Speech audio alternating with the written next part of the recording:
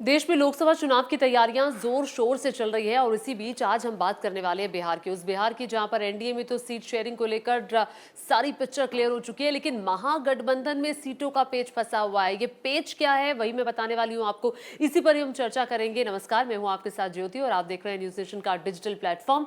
अब देखिए, बिहार की बात कर रहे हैं, उस बिहार की जहां 40 लोकसभा की सीटें हैं।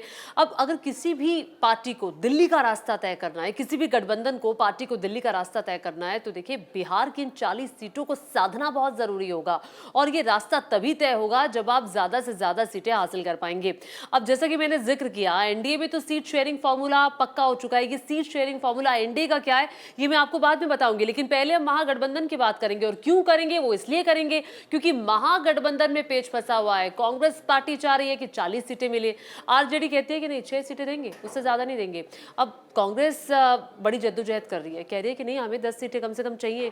हम चूंकि जब चर्चा शुरू हुई थी ना महागठबंधन को लेकर, जब पटना की रैली हुई थी, आपको याद होगा सभी विपक्षी दलों के नेता वहां पर जुटे थे।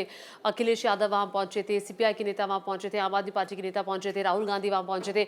तब उसके बाद लग रहा था भारी भीड़ वहां पर मौजूद थी वहां के पटना के गांधी मैदान में, और उस भीड़ को देखकर गदगद हो गए थे महागठबंधन के नेता, और लग रहा था कि भाई इस बार तो क्या ही हो जाएगा शायद बिहार में। लेकिन बिहार में तो कुछ बाद में होगा ना, पहले आपकी सीट शेयरिंग फॉर्मूला तय होगा। फॉर्मूला क्या है? वो ये है कि लालू प्रसाद यादव, तेजस्वी यादव पूरे तौर पर देख रहे हैं कि किसको सीट शेयरिंग में कितनी सीटें देनी है, क्योंकि बड़े भाई की भूमिका निभा रहे हैं। और कांग्रेस पार्टी जो है बिहार में छोटे भाई की भूमिका में है। अब जो छोटा भाई होता है उसको हमेशा कॉम्प्रोमाइज करना होता है, बड़ा भाई जो होता है वो जो कहता है वो करना भी पड़ता है। अब देखना ये होगा कि क्या बड़े भाई की बात कांग्रेस पार्टी मानती है। अब देखिए पेच क्या है, 40 लोकसभा की सीटें हैं। अब 40 में से कांग्रेस पार्टी ने शुरुआत में कहा था हमें 12 सीटें चाहिए, 12 से बात आते आते 8 या 9 सीट पे चली गई। 7 से 9 सीटों पर भी कांग्रेस पार्टी ने कहा कि ठीक है हम हाँ कर देंगे, लेकिन अब सीट 6 हो गई है। अब आरजेडी कह रही है 6 सीटें, इससे ज्यादा कुछ भी नहीं।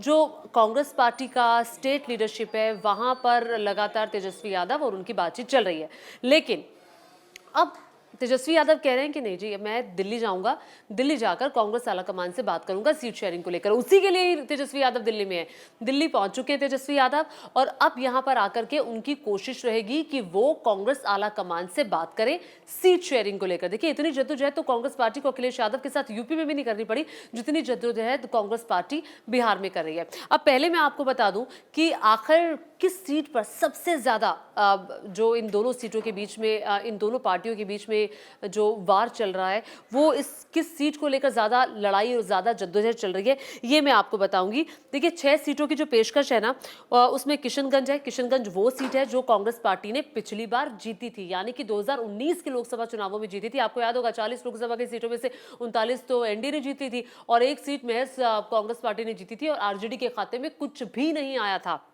अब देखिए किशनगंज, समस्तीपुर, सासाराम, पटना साहिब, गोपालगंज, ये तो सीटें देने के लिए आरजेडी तैयार है, लेकिन पूर्णिया की सीट की मांग कर रही है। क्या कांग्रेस पार्टी कह रही है हमें पूर्णिया की सीट चाहिए। अब पूर्णिया की सीट पर क्या पेच फंसा हुआ है, पप्पू यादव अपनी पार्टी उन्होंने कांग्रेस पार्टी में विलय कर लिया अभी हाल ही में।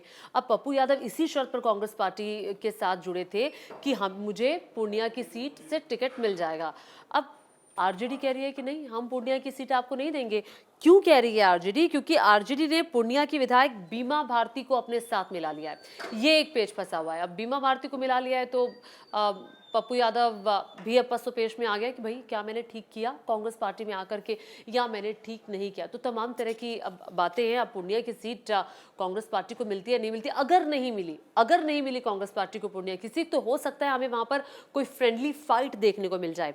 एनीवेज एक और सीट है काराकट की सीट, इसको लेकर भी पेच फंसा हुआ है। अब इसको लेकर क्या पेच है, मीरा कुमार जो कि बिहार में और वैसे भी कांग्रेस पार्टी की वरिष्ठ नेता रही हैं और लोकसभा की स्पीकर भी रही हैं, मीरा कुमार चाहती है काराकट से उनके बेटे को टिकट दिया जाए, जबकि काराकट जो है वो आरजेडी ने माले को दे दी है। सीपीआई को भी कुछ सीटें दे दी गई हैं।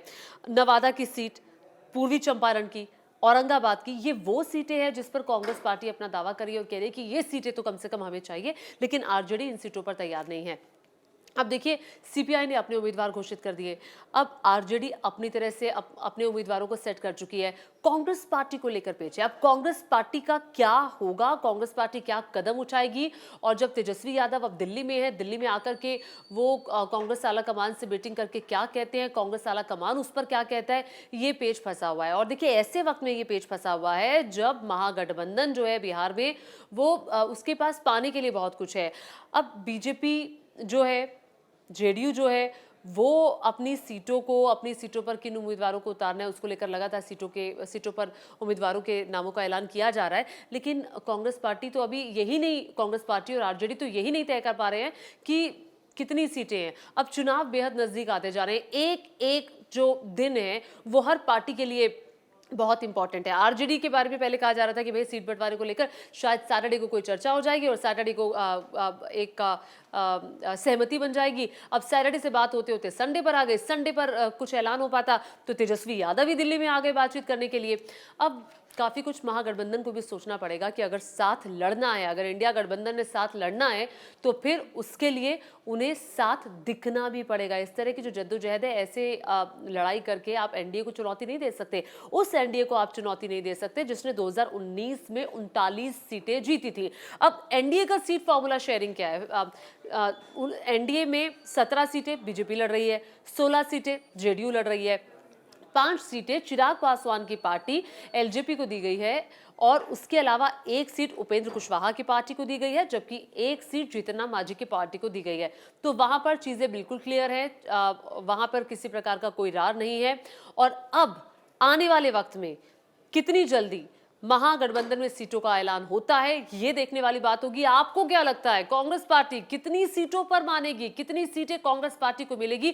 क्या आरजेडी मना लेगी क्या, या फिर वहां पर कुछ सीटों पर तो गठबंधन होगा और कुछ सीटों पर फ्रेंडली फाइट देखने को मिलेगी? क्या लगता है आपको? नीचे कमेंट करके जरूर बताएगा।